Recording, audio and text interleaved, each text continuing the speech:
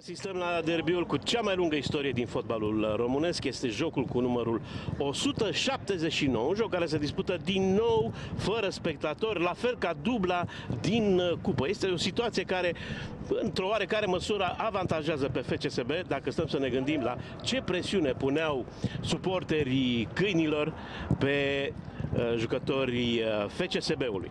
Suntem Vlad Năchescu și Emil Grădinescu. Bună seara! Un asemenea stadion, un asemenea derby fără spectatori parcă nu are aceleași ingrediente.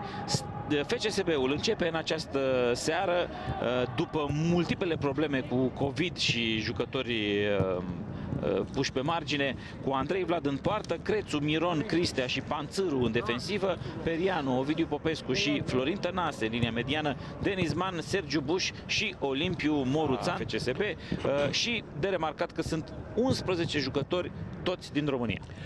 Cu totul alta este situația la Dinamo.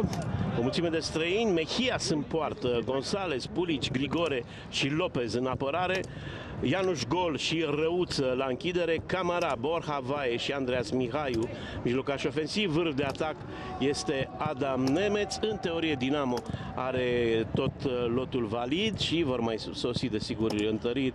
A ajuns și Anton, schimbare care îi va viza pe unul dintre Mihaiu. Probabil Mihaiu va fi schimbat. A început așadar partida și o primă minge care iese în aut. FCSB în roșu, jambiere albastre. L-am văzut mai devreme și pe Lucian Sânt-Mărtean, prezent în tribuna oficială ca din partea Federației Române de Fotbal. Moruțan foarte bine rămâne pe picioare, Buș în poziție regulamentară, preia, este destul de izolat acolo, intră în suprafața de pedeapsă, Buș se încurcă în minge. Și atacul flancul stâng, Lopez.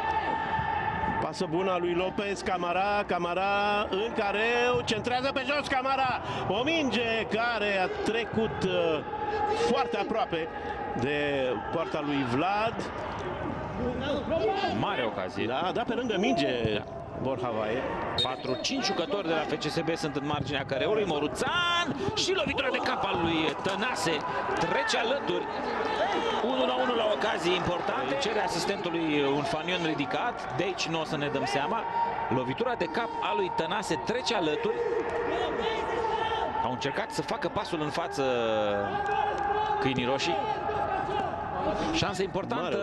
Șansă importantă din linia mediană. Să vedem acum Denis Man pentru Florin Tănase, în care au Tănase și gol! Deschidere de scor. FCSB profită de eroarea majoră a lui Ianuș Gol. Denis Man pasează decisiv și Florin Tănase deschide scorul. Iată aici greșeala uriașă a lui Gol. Denis Man îl servește foarte bine pe Tănase.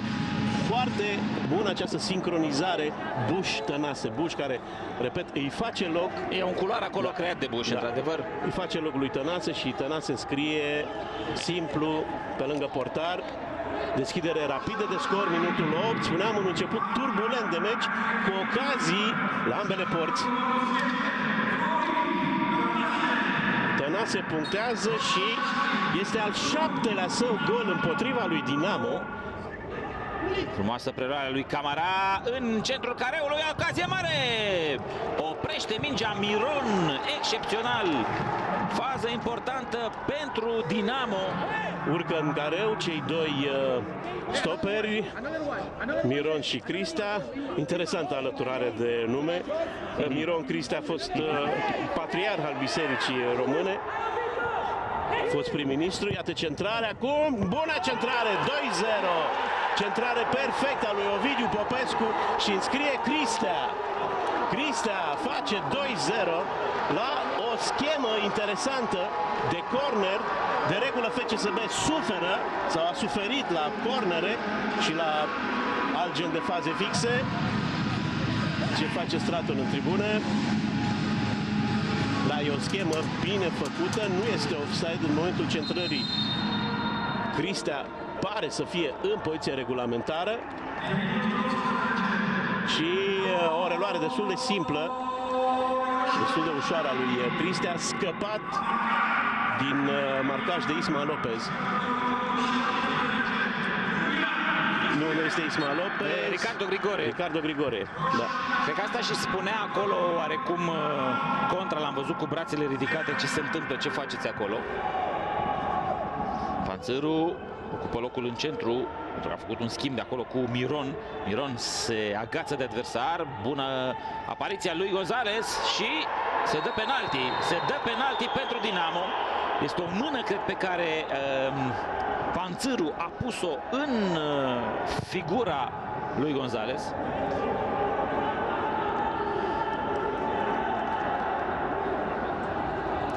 E o mână laterală acolo, acum vedem.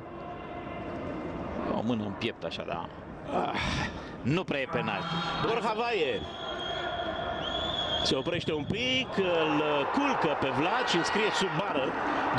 2-1, Dinamo back in business. Și cu atâta lejeritate. Da, execuție impecabilă a lui Borja Vaie, care dă al doilea său gol pentru Dinamo. Este pentru prima oară titular Borja Vaie la Dinamo. Crețu recuperează acest balon, s-a ridicat și Denizman, dar pasa înapoi este total greșită și iată Dinamo este pe contraatac. Dejan Sorescu, vine Camara în flancul opus, Dejan Sorescu în interiorul careului. Sorescu, Miron. Rămâne Sorescu în posesie și centrează acum. Se îngenunchează adversarul și o minge deviată în poartă. 2-2. Minutul 42. Incredibil ce urmări a avut greșeala lui Crețu. Crețu l-avea demarcat pe Denizman, nu l-a văzut, a încercat să scoată mingea înapoi, a venit apoi contraatacul și șutul lui Nemeț deviat se duce în poartă. 2-2, a fost o simulare acolo a lui Camara. Iată aici pasa greșită a lui Crețu și contraatacul rapid, deși FCSB pare să fie destul de bine pregătită pentru acest contraatac. Centrarea lui Sorescu, cade acolo Camara și mingea deviată de Cristea se duce în poartă. L-a păcălit total pe portarul Vlad.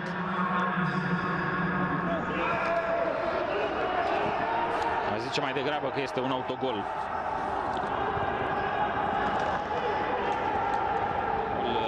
Lui Dinamo pleacă în flancul drept. Dinamo este mai bună în jocul de mijloc. Iată ce centrare bună! Oh, ce fază frumoasă! Voleul lui Sorescu și o paradă formidabilă. Asta este Vlad, jucător portar cu niște reflexe teribile. Splendidă fază. Absolut superbă și centrarea perfectă și reluarea din alergarea lui Dejan Sorescu. Parada lui Vlad este fabuloasă. Avansând să vedem centrarea dacă va veni și va ajunge acolo un fotbalist al Gazdelor întins pe gazon. Iată Moruțan este acela, s-a ridicat când a văzut că mingea se duce spre direcția lui. Nu mai poate, cred că este realmente istovit. Să vedem execuția lui Tănase în interior pentru Denizman, poziție bună și nu se dă nimic. Ba da, ba da. Cred că a avut nevoie de arbitrul asistent. A avut nevoie de comunicarea cu asistentul. Este roșu. Este roșu pentru Ismail Lopez. Să vedem. Poziția este regulamentară. De aici pare că este fault.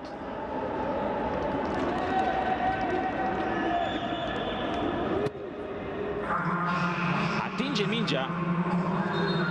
mingea, nu dau seama dacă acolo la contactul acela la corp se poate da penalti sau nu la așa ceva.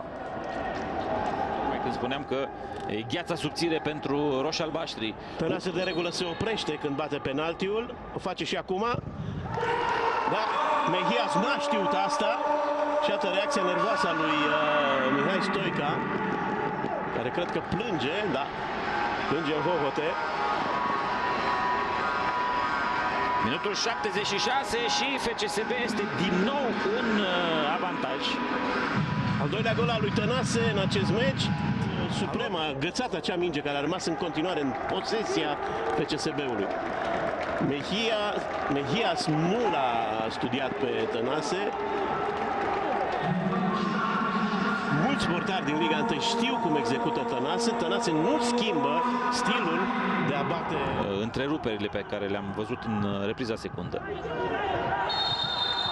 Îl ține de tricou și riposta adversarului. E galben pentru FCS Bist și roșu pentru Răuță. La faza asta, Deci aici este galben clar. nu îl lași în pace, îl lași, o să ia galben, dar nu mai rovește. L-a lovit acolo în piept. E lovitură clară. Un cot în piept aici cu forță și intensitate. E sigur că i-a vrut echipamentul. Ultimele secvențe ale acestei partide. Vână nu combină așa cum trebuie cu Buziuc.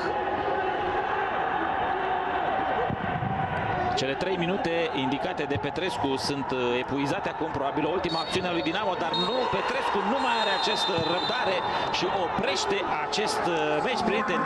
Victorie pentru FCSB, o victorie obținută cu extraordinar de multă sudoare.